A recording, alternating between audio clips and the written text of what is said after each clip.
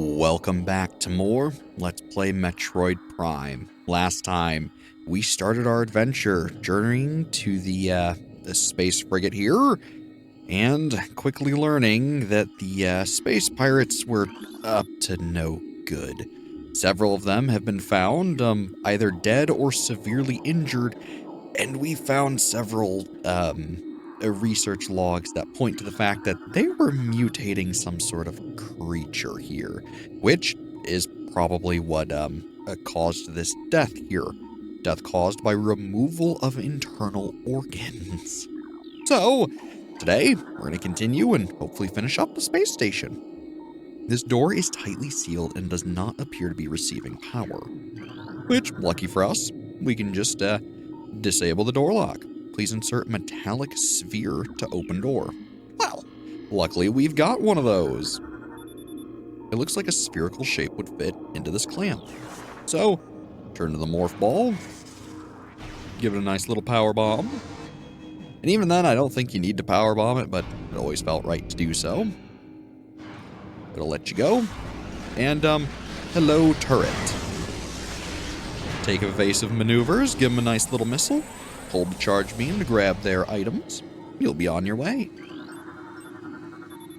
Morphology, space pirate. Death caused by cranial trauma. Right. And you? Another space pirate. Status, dead. This creature looks like it struggled to get through this door. Ooh. Morphology, space pirate. Status, death caused by severe lacerations. Death caused by acid burns to the face. Oh.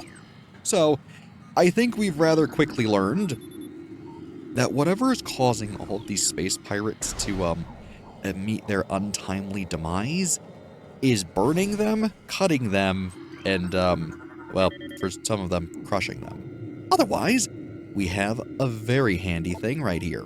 A save station. Step into these stations to save your game and fully restore your energy. In many other Metroid games, save stations do not heal you, but in the Prime series, they do.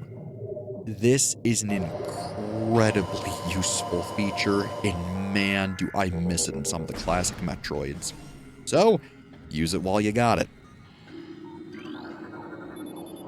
Door lock enabled. Insert another metallic sphere. Sure.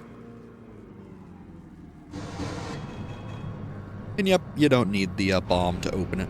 But again, it just feels so right. Otherwise, bunch of corpses that we can scan. These creatures still contain a heat signature. They have not been here for very long. No life signs detected. Analysis detects large amounts of blood missing from the carcasses. These bodies may have been used for nourishment, pattern consistent with predator behavior. So, if the giant open room and corpses weren't enough to tell you, perhaps the cutscene will.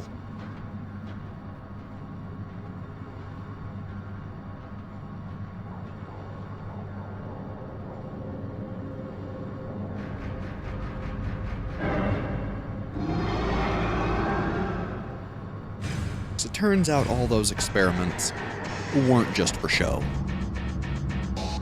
It's time for a boss fight. And how we'll start every boss fight? The scan visor.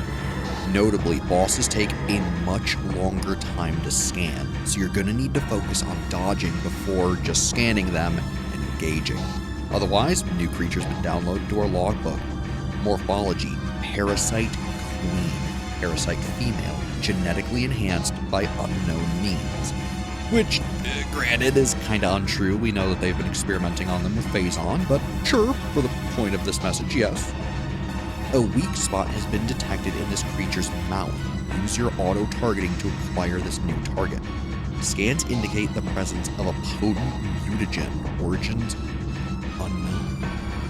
The creature exhibits the ability to fire weapon-grade blasts of energy from its mouth, a trait not present in the standard parasite genome. It appears the pirates have begun a bioengineering program with considerable results. Yeah. So, if the queen herself wasn't that fun to look at, do note that that shield is blocking her. Now, notably, she's incredibly easy. When she gets a little low, she'll start moving the shield around, and if you rapid fire, you might even be able to sneak in some shots. As you can see, weapon fire will bounce off the shield. This is also where the rapid fire missile technique might really help you. Couple good shots, she's down for the count. However, in rather traditional Metroid fashion, turns out beating the boss will have dire consequences. We need to get out. Reactor core critical. Evacuate immediately. Now, I want to say, although all these things pop up, you can't really scan them. The store has been sealed to prevent radiation leaks. So yeah, it's time to get moving. Entrance to connection elevator. Great. As you can see, we have about 7 minutes to leave, which, I'll be honest, is more than enough time. I wouldn't stress at all about leaving here, but it is still dire, and if you mess around too much, there's a good chance you might get caught. So, keep in mind. Perimeter defense turret disabled. Very nice. Saves us a little bit of time. And, whoa. Yeesh. Yeah, be careful. That explosion can hurt you. Containment seal breached. Larva vital signs critical. Secure area and terminate the specimen. So yeah, as you can see, there's a lot going on now. Things are in an uproar.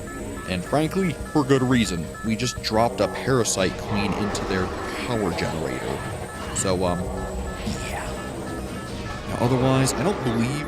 Yeah, most of these pirates are all the same, and I don't think there are any new scans here.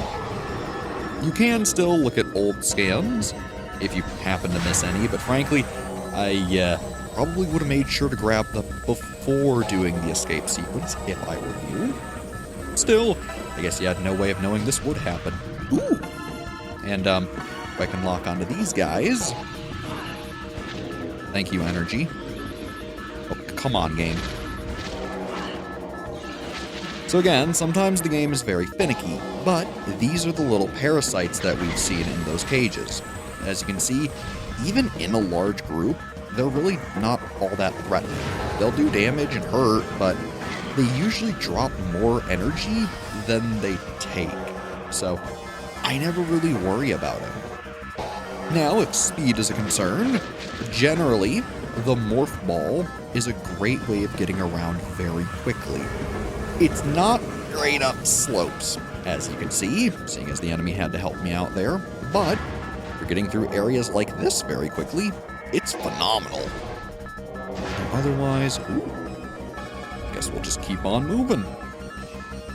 Yeah, the Morph Ball is generally the best way to get around quickly, whereas moving around as, I suppose, normal Samus with the Combat Visor is more preferable for, hostile engagements as well as general exploration. Still, they both have their use, and we'll be using both a very fair amount throughout the entire game. Now, if you're a little low on energy, feel free to shoot a couple of them, pick up some more. And basically, just keep on moving. Shouldn't be too hard. Keyword being shouldn't. Now, one thing I haven't really pointed out is this game's emphasis on really showing all the detail in the visor. How it gets fogged up in a hotter area, how you get, like, all the muck and stuff on it, and if you have a big enough explosion, you can even see Samus's reflection, which is really cool. Ooh, grapple points. And wouldn't you know it, an old friend. For those who have not played Metroid before, say hello to Ridley, Samus's biggest nemesis. He's one of the major leaders of the space pirates, and wherever they are, you know he's soon to follow. Even Samus seems to know. So, let's try out our grapple beam. Works as advertised. I believe, yeah. Subject, Meta Ridley. Cerebral casing stable. Exoskeleton seal holding. Begin umbilical retraction. So yeah, they weren't just working on parasites, they were working on Ridley. Subject, Meta Ridley. Weapon update complete. Stinger ballistics online. Plasma fuel cell online. So those are pretty easily missed entries, but it's good to know about something we'll probably be dealing with in the future. Still, that'll be a long, long time from now. So let's get out of here. Oh, yeah, that hurt. Wouldn't you know, that just nerfed us completely. Varia suit malfunction, morph ball malfunction, missile malfunction, charge beam malfunction, grapple beam malfunction.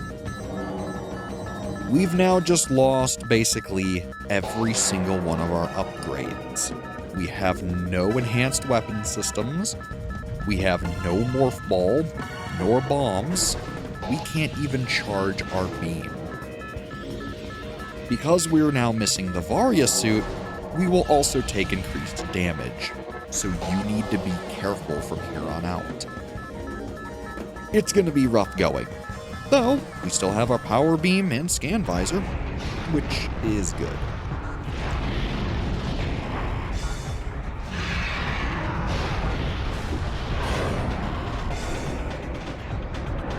There he goes.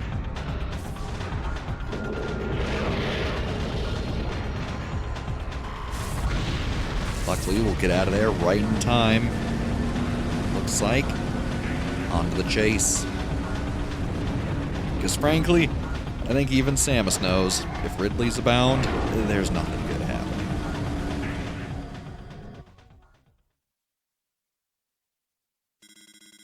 Tracking on enemy target has been lost. Ground-based recon required.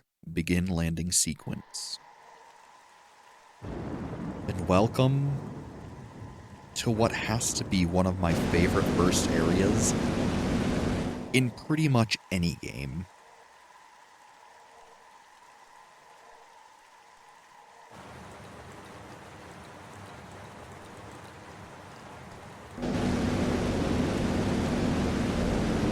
And although the landing looks a little rough,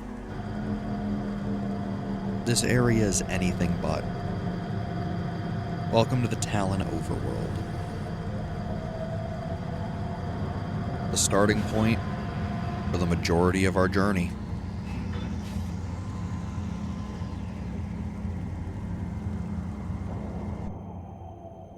Luckily, the game offers you a nice little save, which absolutely we will take.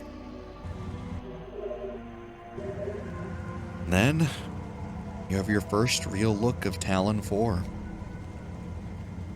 Like I said, this is an area in this game that I adore. One of the cooler details is how the rain drips onto your visor and sticks for a minute. You look directly up at it, more rain will hit you, as you would, probably imagine. But otherwise, we have a nice little area filled with a lot of flora. Now, as a kid, I couldn't really read when playing this game because I was so young when it came out, but I could still appreciate how pretty this area was.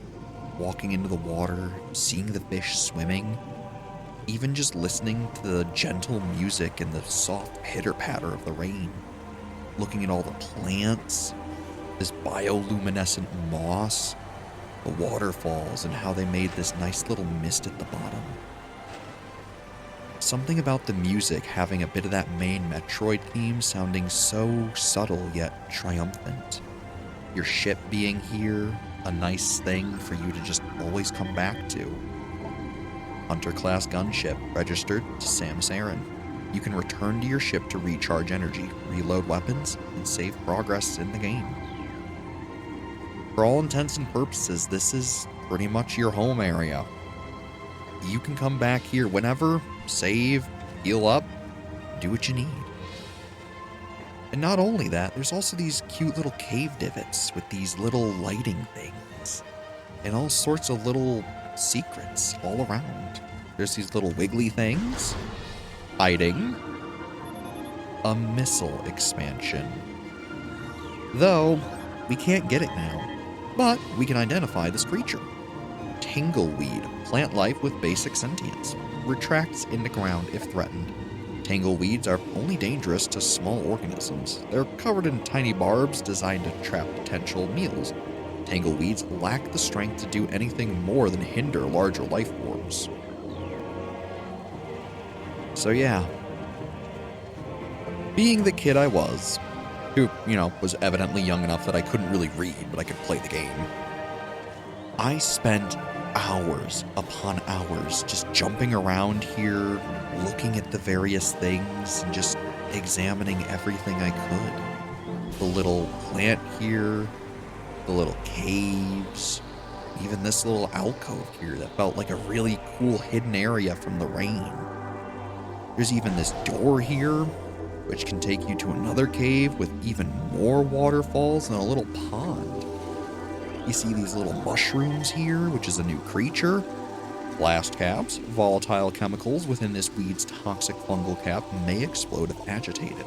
The poisonous flesh of the blast cap helps keep it from being eaten. It also detonates its fungal cap when it senses even slight contact. So, should you kill them, they release a deadly toxic mist.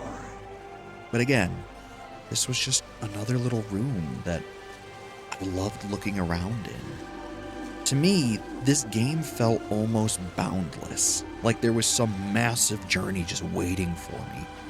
A game that felt like it had no end and just kept going and going with a whole planet worth of things to explore.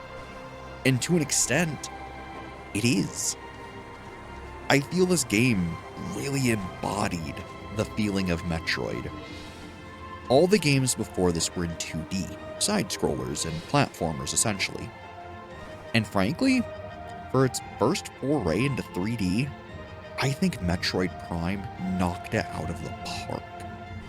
While Super Metroid is lauded as one of the best 2D games ever made, I think Metroid Prime is an amazing game in the series that honestly deserves just as much reverence.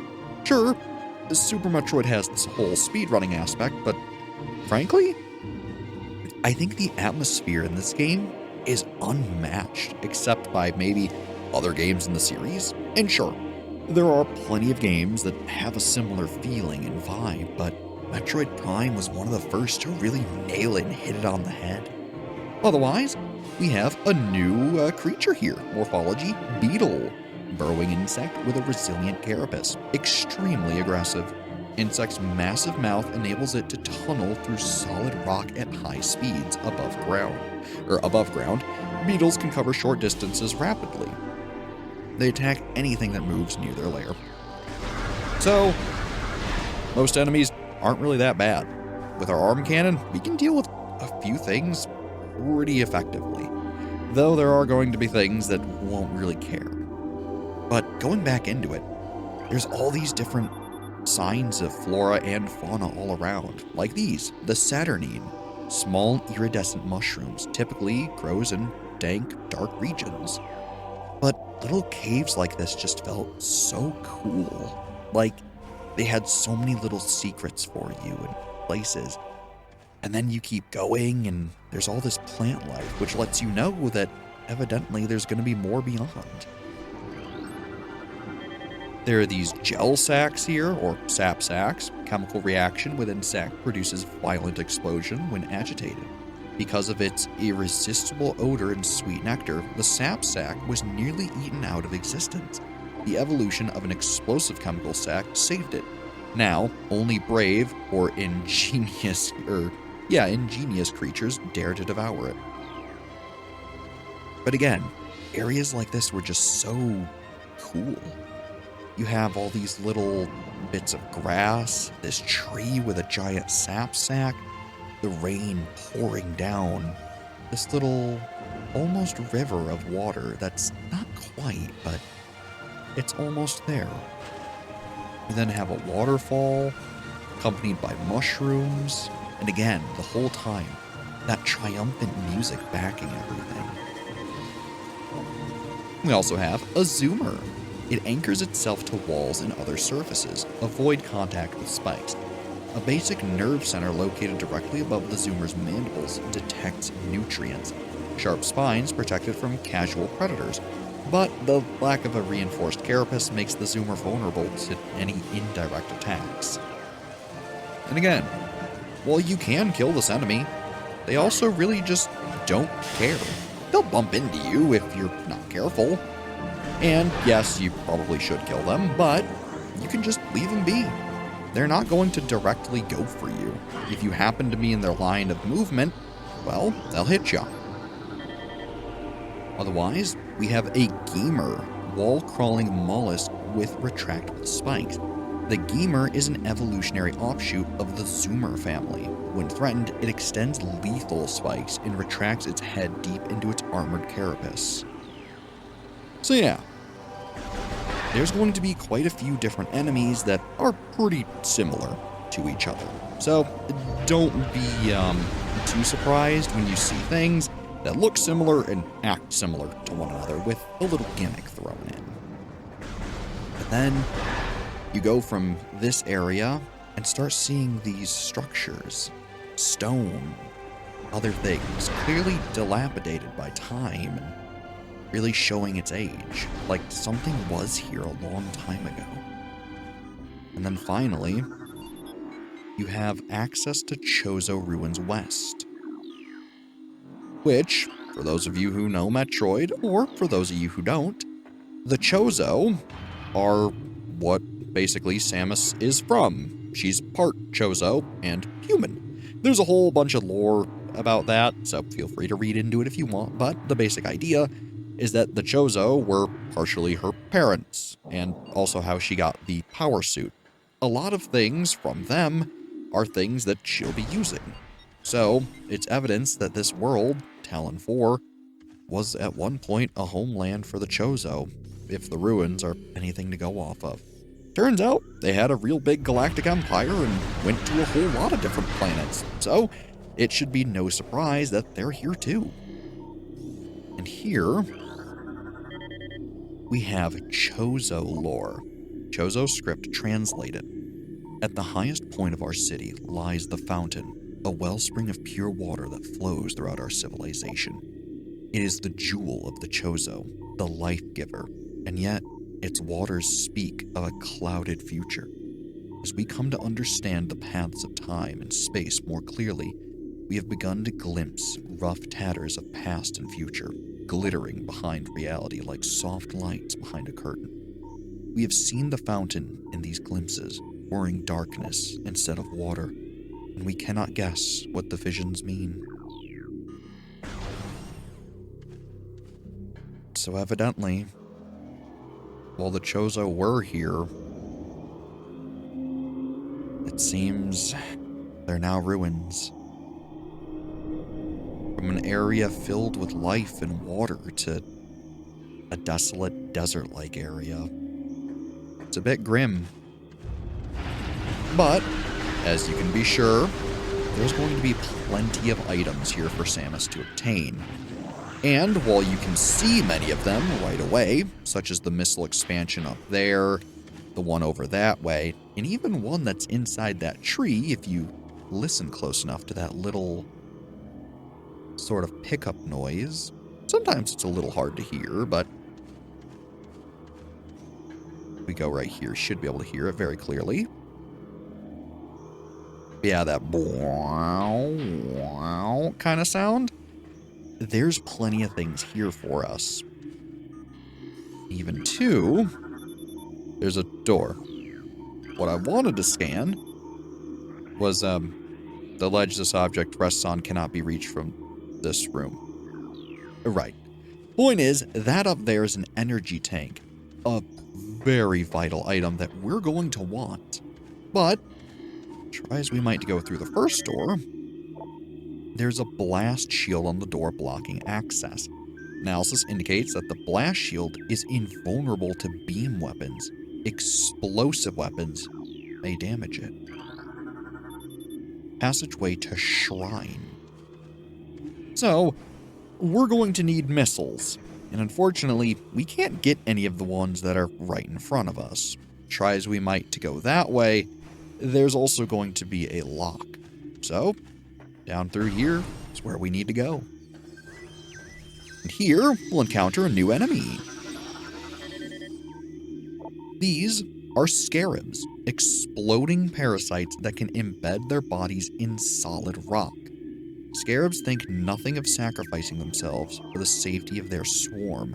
When a hostile life form is sighted, they block its progress by embedding themselves in floors and walls. Embedded scarabs violently self-destruct when threatened. So yeah. While they do explode and will hurt, they also usually drop a fair few heals. So, if I were you, make sure to get rid of them. And here, another new enemy.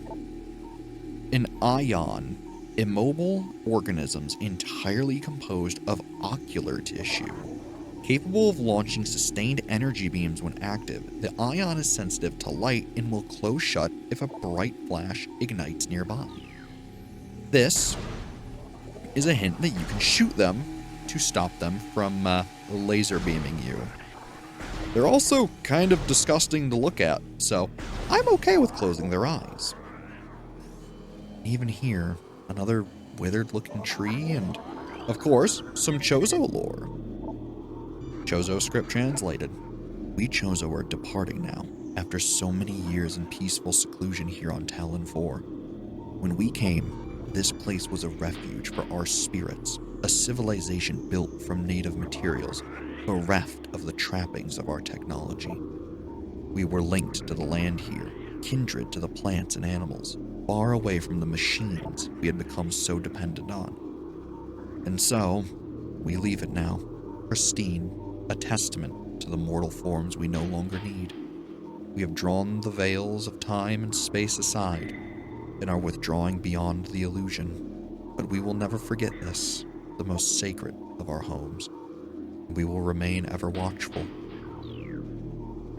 So evidently, this place was very important to them. In scanning the flora here, unusually high concentrations of poison identified in tree leaves.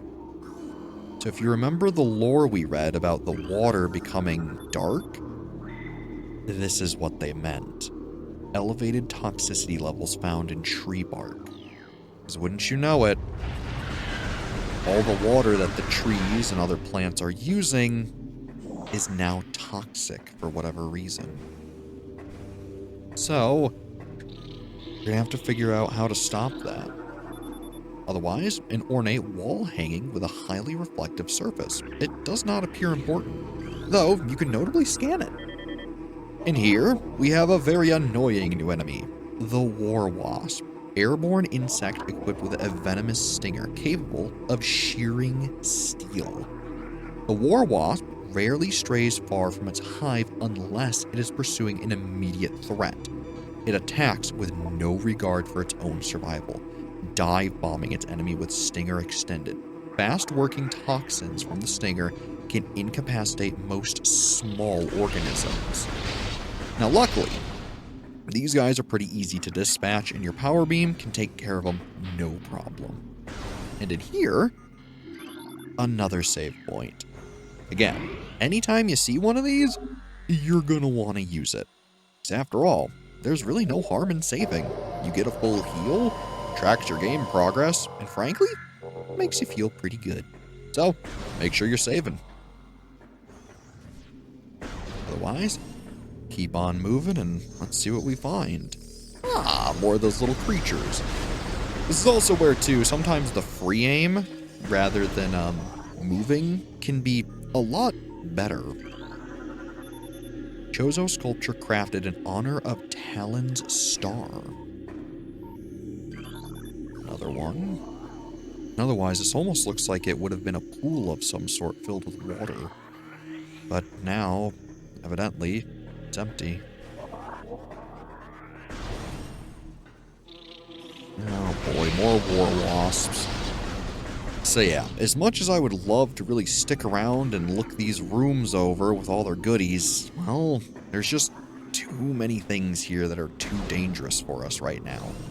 So, let's keep moving. In here, we have the plasmite, small insect capable of storing and releasing thermal energy. Plasmites are attracted to sources of heat, thriving on the energy present there. They emit light when hunting, and will expel small bursts of thermal energy when threatened. So these little guys, frankly, they don't really mean you any harm, but you can still bonk into them. The other thing is that they show light, so leaving them alive might be beneficial. Here we have a large energy, which replenishes 50 or 20 energy units. Very useful. We have, ow. Listen, buddy, as much as I want to keep you around, you're being annoying. As you can see, this water, it doesn't look very nice. Otherwise, more tangleweeds. Another plasmite. And, wouldn't you know it, a big, ominous-looking room. Aren't they just your favorite in games? Let's see here. It appears this item can only be reached by using the elevated bridge. Well, sure. And what is this? This elevated bridge looks worn, but functional. And, you?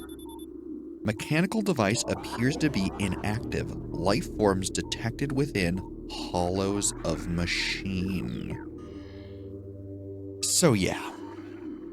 Getting what looks to be a missile expansion, or maybe the launcher itself, isn't going to be so easy.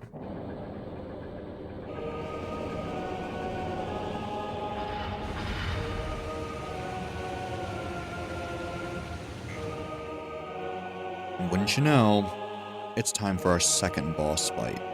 2 in 1 episode. Oh joy. So here, we have yet another new enemy. These are ram war wasps, airborne predators, circles its prey and then strikes. The war wasps are the only species on Tallon IV to evolve a true hive mind, nesting in damp, dark places. Ram war wasps emerge in small groups when threatened and circle their enemy at high speeds, disorienting it. Striking from all sides as a single intelligence, they can fell huge organisms. So yeah, the big thing with this fight is that they're gonna push you into the acid and it's really gonna hurt. And unfortunately, Samus is very immobile in it, which is why it was a good thing we saved. Still, despite being unlucky, it's probably for the best that we show what the game over looks like. So, next time we play Metroid Prime, we'll show what the actual fight looks like and go from there. As always, I'm Brad. Thanks for watching, and have a good one.